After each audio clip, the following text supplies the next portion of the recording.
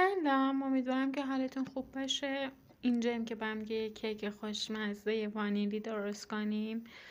موادی که روی کارتون جعبه خود پودر کیک نوشته اینه که 150 گرم شیر، 100 گرم روغن، 3 تا تخم مرغ که تخم مرغ رو با دور تند همزن به مدت 3 دقیقه باید بزنیم.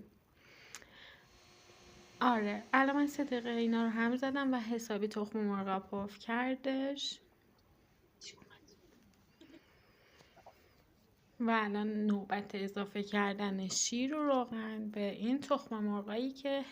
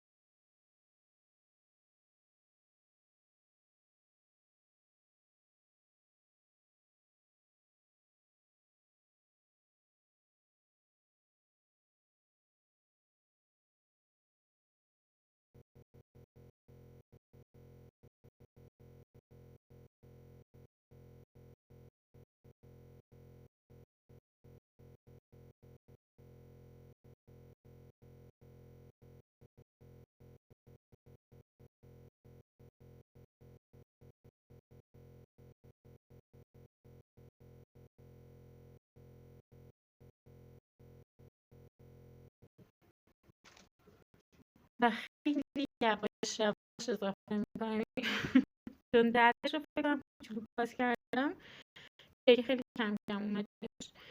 ولی دارم میکس می‌کنیم و اولش خورده اینجوری کنیم که زیاد نباشه بیرون.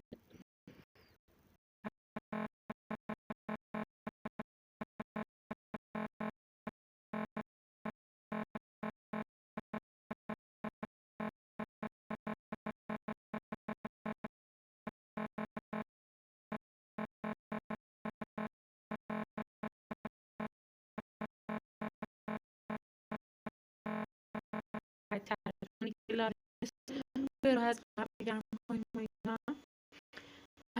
این روشه که اگه امتحان کنید دیگه عاشق کیک درست کردن نشین. آب هم می‌ذاریم حسابی چربش می‌کنیم که اینطوری راحت کیک بعد از پخته شدن راحت برمیگرده تو ظرفی که دلمون می‌خواد. حسابی چربش می‌کنیم.